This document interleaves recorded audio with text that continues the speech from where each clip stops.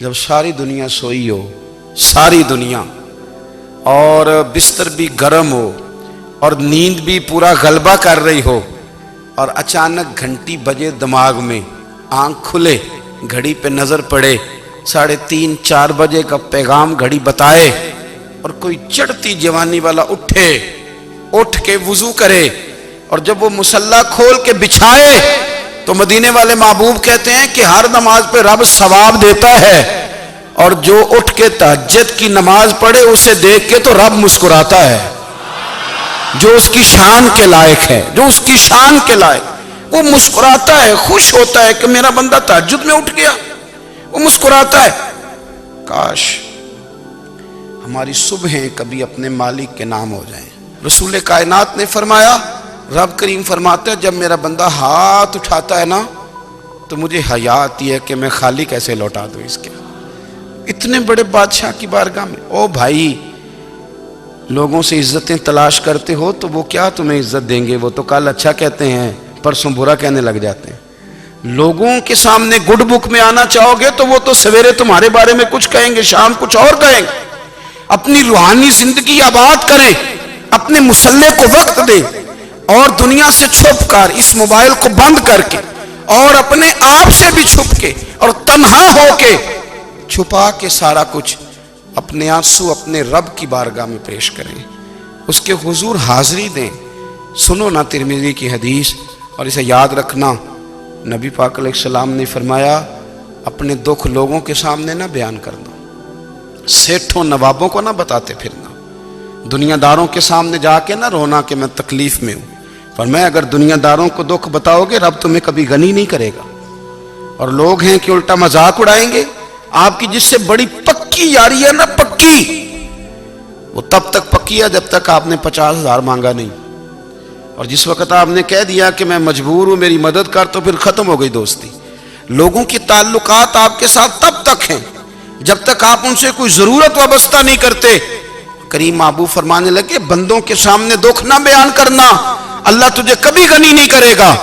تو اپنے دکھ اپنے رب کو بتا، تو دعائیں مانگ، تو اس کی بارگاہ میں حاضر ہو، تو اس کے حضور عرض کر۔ فرمایا اپنے دکھ اپنے رب کو بتا، وہ جلدی کرے یا دیر سے کرے تجھے ساری دنیا سے بے نیاز کر دے گا، تجھے کسی کا محتاج نہیں رہنے دے گا۔ اپنے مصلی کو، اپنی دعاؤں، ایک بزرگ فرماتے ہیں میں نے دعا مانگنے کا طریقہ اپنی بیوی سے سیکھا، دعا مانگنے کا طریقہ اپنی، سیکھنے والے تو اپنے بچوں سے بھی سیکھ لیتے ہیں، سیکھنے والے تو ہر ایک سے سیکھتے ہیں۔ وہ کہتے ہیں میں نے دعا مانگنے کا سلیقہ اپنی بیوی سے سیکھا ہے۔ حضرت وہ کس طرح؟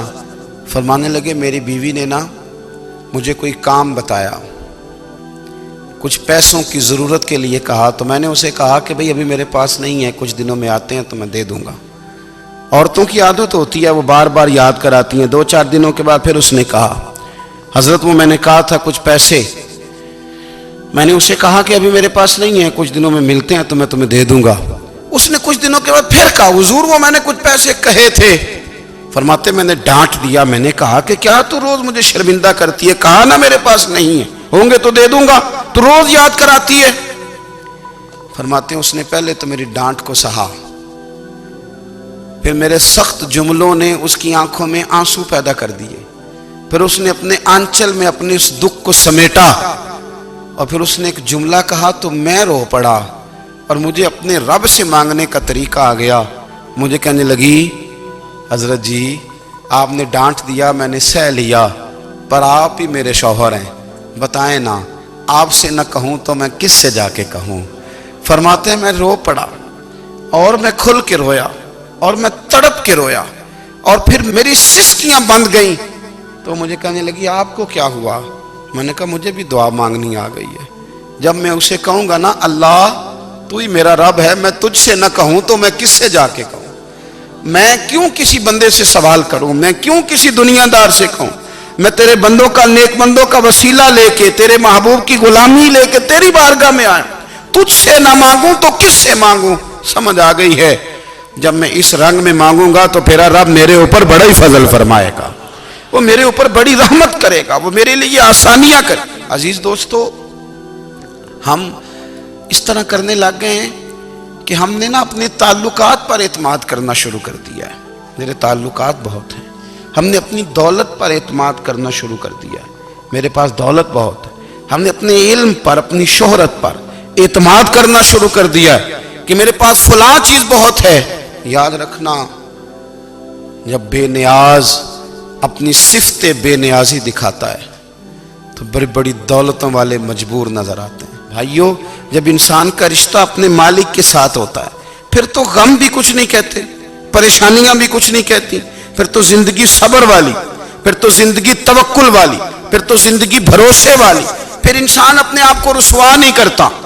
دنیا داروں سے امیدیں اس کی ختم ہو جاتی، امیدیں اللہ رسول سے لگا لیتا ہے، مضبوط ہو جاتا ہے، مضبوط، طاقتور ہو جاتا ہے، خوددار ہو جاتا ہے، باوقار باعزت ہو جاتا ہے. حضرت بہلول دانا رحمت اللہ علیہ بیٹھے تھے تو ہارون رشید حج کر کے آ رہا تھا. تو رستے میں حضرت شیخ سے ملاقات ہو گئی تو السلام علیکم کے بعد کہنے لگا، حضور کوئی حکم ہو تو بتائیے گا. تو حضرت بہلول دانا فرمانے لگے، تیرا رب کون ہے؟ اس نے کہا اللہ. تو فرمایا میرا کون ہے؟ کہا اللہ. فرمانے لگے تو بڑا ہی بیوقوف ہے، کیا تو یہ سمجھتا ہے کہ رب ہارون رشید کو تو دے گا اور بہلول دانا کو بھول جائے گا؟ تیرا بھی وہی رب ہے، میرا بھی وہی رب ہے. اس نے اگر تجھے دے کے آزمایا ہے تو ہو سکتا ہے مجھے نہ دے کے آزما رہا ہو. جب اس کی حکمت کے تقاضے ہوں گے تو عطا کرے گا اور دے گا. تو جا اپنا کام کر. بھائی، اپنی روحانی زندگی، اپنی عبادات، اپنے وظائف، اپنے روزمرہ کے معاملات، اپنی دعائیں، اپنا استغفار. دیکھو، کوئی مشکل کام تو نہیں. 2 رکوع ہیں سورہ واقعہ کے، اگر رات کو پڑھ لی جائے تو. میں کس طرح یہ بات بیان کروں کہ تعویذ بانٹنا آسان ہے اور وظیفہ بتانا مشکل ہے. سارا دن تعویذ بانٹیں تو لوگ لینے کو تیار ہیں، اور اگر آپ وظیفہ بتائیں تو کہتے ہیں تو مشکل کام ہے. او خدا کے بندے، اگر آپ کا تعلق قرآن پاک کے ساتھ مضبوط ہو، قرآن پاک کے ساتھ اگر آپ کا رشتہ ہو، لوگ سفارشیں ڈھونڈتے ہیں نا دنیا میں، کوئی تعلق مل جائے تو میرا کام ہو جائے. دنیا میں اتنا مشکل معاملہ ہے، آخرت میں مجھے بتائیے گا کتنا مشکل معاملہ ہوگا. میرے نبی پاک صلی اللہ تعالی علیہ وسلم نے فرمایا، جو لوگ سورہ ملک پڑھا کرتے تھے نا، سورہ ملک، یہ سورت ملک قیامت میں ان کی سفارش کرے گی، اور اس طرح کرے گی کہ کہے گی اے اللہ یہاں اس بندے کو جنت میں داخل کر دے یا مجھے قرآن پاک سے علیحدہ کر دے. تو رب فرمائے گا جا اس کا دامن تھام کے اسے جنت تک پہنچایا. آپ بات کو سمجھیں، جب آپ کے تعلقات اپنے معاملات کے ساتھ مضبوط ہوں گے. یہ نبی کریم نے وعدہ کیا ہے کہ تو سورت واقعہ پڑھ، تیرے گھر میں فاقہ نہیں آئے گا.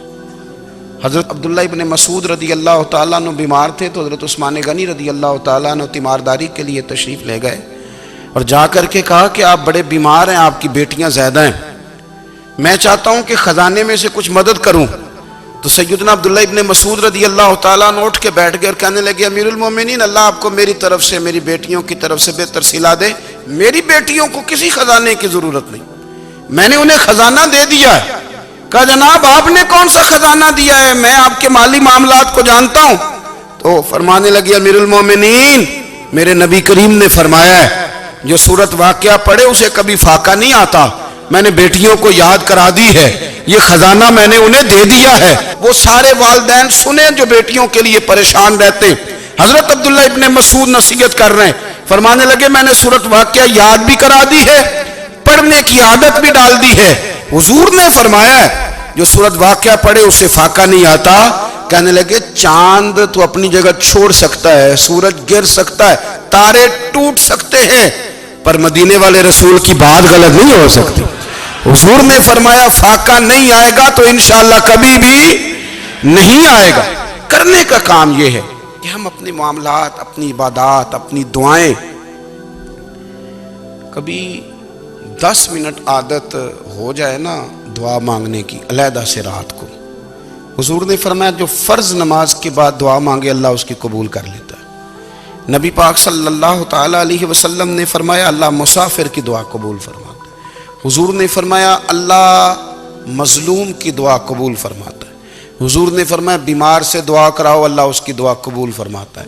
میرے نبی پاک نے فرمایا ماں باپ جب بھی اولاد کے لیے ہاتھ اٹھائیں، ویسے تے بلے شاہ تو آسمانی اڈ دیے ہی پھڑ دیں، जेड़ा घर बैठा उन्होंने बढ़िया ही नहीं। हुजूर फरमाने लगे माँ बाप जब भी औलाद के लिए दुआ फरमाएं अल्लाह उनकी दुआ को कबूल करता है। आप अपना ताल्लुक बनाएं दुआ के साथ, इबादत के साथ, मुसल्ले के साथ रिश्ता बनाएं, इस्तिगफार पढ़ें। सलाहुद्दीन अय्यूबी सलेबी जंगों में थे, रात को मस्जिद अक्सा में नमाज पढ़ी तो परेशान थे। एक बुजुर्ग से मुलाकात हुई तो वो कहने लगे कि आप बड़े परेशान हैं। कहने लगे हुजूर परेशान इसलिए हूँ कि पहले ही मुसलमान कमज़ोर है, अब मैंने सुना है दुश्मन का एक बहरी बेड़ा वो जंगी सामान से भरा हुआ आ रहा है, तो अब उनके पास और तलवारें और नेज़े आ जाएंगे, मुसलमानों के पास पहले ही वसाइल की कमी है, परेशान हो किस तरह करके मुकाबला करेंगे।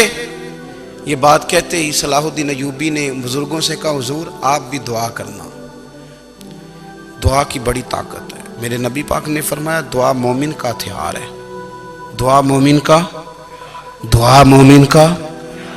हुजूर ने फरमाया तकदीर को सिवाय दुआ के कोई चीज नहीं बदल सकती, दुआ मोमिन का हथियार है, ये काफिर के पास कोई नहीं, ये हथियार है मोमिन का।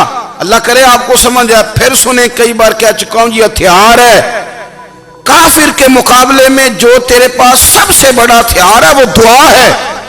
दुआएं करानी छोड़ दी, करनी छोड़ दी, लेनी छोड़ दी।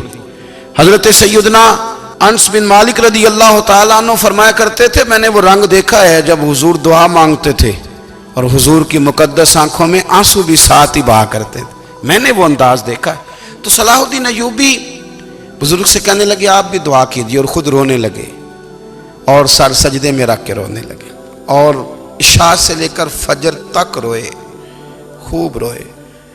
सुबह वो बुजुर्ग आए तो सलाहुद्दीन अय्यूबी का खूबसूरत और हंसता हुआ चेहरा देखा। कहने लगे आप बड़े खुश हैं, रात तो मैंने बड़े रोते हुए देखा था। तो कहने लगे हुजूर वो जो बहरी बेड़ा आ रहा था ना वो पानी में डूब गया है, अब वो नहीं आ रहा, अभी खबर आई है तो मैं बड़ा खुश हूं। बुजुर्ग कहने लगे उठ सीने से लग और सुन एक बात, वो बहरी बेड़ा पानी में नहीं डूबा, वो तेरे आंसुओं में डूब गया है। वो जो तू रात रोया है ना रब करीम की बारगाह में, तो वो डूब गया है। भाई अपना मुसल्ले का, इबादत का, वज़ाइफ का, अल्लाह अल्लाह का सिलसिला उसको मजबूत करें, अपनी दुआओं के ताल्लुक़ को मजबूत करें। दुआएं बड़े इनकलाब बर्पा कर देती हैं। हम थोड़े थोड़े ना जब से खुश्क हुए हैं ना, खुश्क, और मेरी तो जमात ही सूफिया की जमात थी, हम तो दाता अली अजमेरी की जमात से, हम तो ख्वाजा अजमेरी की जमात से, हम तो शेख अहमद फारूक सरहंदी की जमात से, हम तो सूफिया की जमात। हमारी जमात ने भी वो ताल्लुक़ जो हमारे बुजुर्गों ने बनाया था। बुजुर्ग अल्लाह के करीब कैसे जाता है? तो हमारे यहाँ ना बहुत सारे लोग कहते हैं जी नज़र हो गई तो काम हो गया। भाई जो बुखारी मुस्लिम में तरीका है ना अल्लाह का कुर्ब पाने का, वो तो नफल है। नबी करीम अलैहिस्सलाम ने फरमाया बंदा नफलों के जरिए रब के करीब जाता है, और इतना करीब जाता है कि फिर अल्लाह उसकी जुबान बन जाता है, अल्लाह उसकी आंखें बन जाता है, कान बन जाता है, हाथ और पैर बन जाता है। तो ये तो इबादत है, ये तो अल्लाह की बारगाह की हाजिरी है जो आपको अल्लाह के करीब करेगी।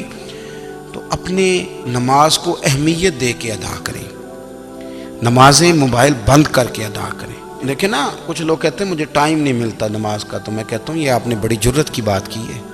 मुझे को मेरा पीर भाई कह देना मेरे पास टाइम नहीं है आपको मिलने का, तो मैं कहता हूँ आज के बाद आना ही ना। तू क्या समझता है, तू बहुत बड़ा आदमी है, तेरे पास टाइम नहीं है और हमें मिलने का टाइम, मौज कर। तो आपने अल्लाह रसूल को कह दिया टाइम नहीं। और अजीब फलसफा है ना, कहा जाए नमाज पढ़ने आओ तो कहते हैं कपड़े ठीक नहीं, और कहा जाए कि आओ जरा दावत पे चलें तो कहते हैं 1 मिनट ठहर मैं कपड़े बदल के आया। नमाज के लिए कहा तो कहते ठीक नहीं, दावत के लिए कहा तो कहते मैं जरा तैयारी कर लूं, यूं जाना मुनासिब नहीं। ये मामला ठीक नहीं। रब तो फरमाता है कि जब तू मस्जिद में आ तो जीनत इख्तियार करके आ, खूब ज़ौक़ से दुआ मांगे, खूब शौक़ से नमाज पढ़ें, खूब इस्तिग़फ़ार का मिजाज बनाएं। आप लोगों के बीच रह के सुख हासिल करना चाहते हैं, लेकिन आपको पता है कई कई महीने गारे हिरा में रहना भी मदीने वाले महबूब का तरीका है। हर साल एतिकाफ बैठना अलग से, ये भी हुजूर का तरीका है। मस्जिद नबी के अंदर दरवाज़ा खुलता था नबी करीम का, पर घर के अंदर नफल पड़े नबी पाक। اور حضور فرماتے ہیں کچھ نفل نماز گھر میں بھی پڑھا کرو، گھر کو قبرستان نہ بناؤ، ہمارا گھر اللہ کے ذکر سے آباد ہوگا۔ اگر ہم نماز پڑھیں گے نا، میں جب سنت پڑھنے کے لیے گھر میں کھڑا ہوتا ہوں تو میرا جو 2.5-3 سال کا بیٹا ہے نا، وہ بھی میرے ساتھ نماز پڑھنی شروع کر دے، اسے پتہ کوئی نہیں نماز کیا ہوتی ہے، لیکن وہ بھی نا سجدہ نہ بھی کرنا ہے تو ساتھ لیٹ ضرور جاتا ہے۔ پتہ چلا بچے لیکچر دینے سے نماز نہیں پڑھتے، نماز شروع کر دیں تو بچے بھی شروع کر دیتے ہیں۔ حضرت ابو الحسن رحمۃ اللہ تعالیٰ علیہ حضرت معاذ ابن جبل رضی اللہ تعالیٰ عنہ کے پاس بیٹھا کرتے تھے۔ فرماتے ہیں ان سے جو پیار بڑھا تو پھر میرا مصلی سے بھی بڑھ گیا۔ تابعی ہیں، فرماتے ہیں صحابی رسول سے محبت ہوئی تو ذکر سے بھی ہو گئی۔ فرماتے ہیں کہ بچے تھے گھر میں 6-7، غربت تھی، کام ملتا کوئی نہیں تھا، اور میں کام چور نہیں تھا، کام ڈھونڈتا تھا، پر اللہ کی قدرت کے کام نہیں ملتا تھا۔ فرماتے ہیں کہ میں نے ایک دن اپنی اہلیہ سے کہا کہ آج میں پھر جاتا ہوں کام ڈھونڈنے، تو میری بیوی بڑی فرما بردار تھی، پر اس دن نہ غربت کے ہاتھوں تنگ آ کے کہنے لگی آج نانا کوئی تو چیز لے کے آیا، تو مجھ سے بچوں کی بھوک نہیں دیکھی جاتی ہے، سب روگاں دا روگ محمد جس دا نام غریبی، کنڈ بلا کے لنگ جاندے نہیں دوست یار قریبی، آج نہ کچھ لے کے آیا تو میں بچے لے کے میکے چلی جاؤں گی۔ شیخ فرماتے ہیں کہ میں بڑا پریشان گھر سے نکلا، پر میں نے صبح سے لے کے زور تک کام ڈھونڈا، کام ملا کوئی نہیں، تو میرے دل میں خیال آیا چلو کام نہیں ملتا تو اللہ اللہ تو کرے نا، چلو بندوں کی مزدوری نہیں ملتی تو رب کریم کی عبادت ہی کرتے ہیں۔ فرماتے ہیں کہ میں نے نا فرات کے پانی سے وضو کیا، نہر کے، شدید دھوپ تھی، ساتھ ریت تھی اور ریت تپ رہی تھی، میں نے اپنا رومال وہیں مصلی کے طور پر بچھا لیا، اور فرماتے ہیں کہ زور سے لے کر عصر تک نماز پڑھی، دھوپ بھی پورے زور پہ، پر میرے سجدے کا ذوق بھی پورے زور پہ۔ فرماتے ہیں سورج بھی چمک رہا ہے اور رب کی عبادت کا ذوق بھی پورے زور پہ، میں سجدہ کروں تو پھر میرا اٹھانے کو جی نہ چاہے۔ میرے استاد لکھا کرتے تھے، یہ ان کا شعر ہے، وہ کہا کرتے تھے مجھے سوز دے، مجھے ساز دے، اور مجھے نیم شب کا نیاز دے، دم سجدہ خود کو میں توڑ دوں، مجھے ایسا ذوق نماز دے، اور میں تیری بہار کا پھول ہوں، میں کھلا بھی ہوں تو تیرے لیے، مجھے میری شاخ سے توڑ لے، مجھے اپنی زلف کا ناز دے۔ بھائی فرماتے ہیں کہ عصر تک میں نے نفل پڑھے، دل ڈھلنے لگا، عصر کی نماز پڑھی اور میں وہاں سے چلا۔ اب میں جب نکلنے لگا تو دل میں خیال آیا کہ چھوٹی چھوٹی دیواریں ہیں گھر کی، بغیر کچھ لیے جاؤں گا تو بیوی دور سے دیکھے گی تو شور کرے گی کہ پھر خالی ہاتھ آ گیا ہے۔ کہتے میں نے اپنے اسی رومال میں جس پہ میں نے نماز پڑھی تھی نا، رومال میں کی آخی دے پنجابی صافہ، کہتے ہیں اسی میں نا میں نے کچھ ریت بھر لی کہ وہ دور سے دیکھے گی تو سمجھے گی کچھ لے کے آیا ہے، چلو جا کے اسے بتا دوں گا کہ آج پھر مزدوری نہیں ملی۔ کہتے ہیں وہ ریت لے کر جب میں گھر میں گیا تو پہلے بیوی دروازے پہ کھڑی ہوتی تھی، پوچھتی تھی خالی ہاتھ آ گئے ہو؟ آج میں نے دیکھا تو ہے ہی کوئی نہیں۔ فرماتے ہیں میں اندر داخل ہوا، سلام لیے، کونے میں میں نے وہ رومال رکھ دیا اور میں نے آواز دی کہ بھلی مانس کہاں ہو؟ تو وہ کہنے لگی آپ منہ ہاتھ دھو لیں، میں روٹی لے کے آئی۔ میں نے کہا روٹی کہاں سے آ گئی؟ یہاں تو کئی دنوں کے فاقے، تو کئی دنوں کی غربت ہے، یہاں تو اس گھر میں تو فقیری ہے۔ فرماتے ہیں کہ وہ روٹی لے کے آئی اور اس وقت کی جو موجودہ نعمتیں تھیں، سمجھ لیں سلاد، اچار، ہر چیز ساتھ لائی۔ میں نے کہا کہ بچے کہاں گئے؟ کہنے لگی وہ کھانا کھا کے کھیلنے گئے، آپ کھانا کھا لیں آ جاتے ہیں۔ کھانا اس نے چن دیا۔ میں نے حیرت انگیز لہجے میں ساری نعمتیں اپنے دسترخوان پہ دیکھ کر کے بیوی سے پوچھا یہ کہاں سے آیا کھانا؟ بچوں کو تو نے کہاں سے کھانا کھلایا؟ یہ سارا کچھ کیسا ہے؟ تو کہنے لگی پتہ نہیں آج آپ کس کریم کی مزدوری کرنے چلے گئے تھے، پتہ نہیں کس کریم کی، میرے گھر میں تو اتنی نعمتیں آئی ہیں کہ مجھ سے سنبھالی نہیں جا رہی، اتنا اناج ہے، اتنا گندم ہے، کس کریم کے دروازے آج چلے گئے تھے؟ یہ کہتے کہتے وہ اٹھی اور اٹھ کر کے کہنے لگی پہلے بڑا کچھ آیا تھا، اب کیا لے آئے ہو؟ اور جا کر کے نا اس نے وہ ریت والا رومال کھولا کہنے لگے میں تو لے کے آیا تھا ریت، تو میرے رب نے اسے بھی سونے اور ہیرے بنا دیا تھا۔ تو میرے عزیز، آج کے اس روحانی اجتماع میں ہمارے دوستوں نے جو محنت کی، ہم نے بار بار اپنی نیت سے پوچھا، خدا ہمیں معاف کرے اگر کوئی ذاتی شہرت ہے، کوئی ہمارے ذاتی مفادات ہیں، رب ہمیں ہدایت دے۔